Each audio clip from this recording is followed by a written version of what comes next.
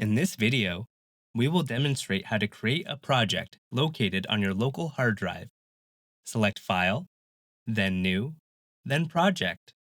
At the Create Project dialog window, select Local Projects, then single-click on the selected template. In the Project Name dialog box, change the project name.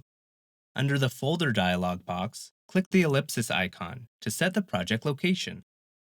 Navigate to the C drive, then Training, then Essentials Training, then Module and Project Creation. Click the Select Folder button, and then click the Create button. A new project will be created in the selected folder, and its contents will be displayed in the Projects panel. Right-click on the PCB file and rename it as shown. In this video, we learned how to create a new project located on your local hard drive.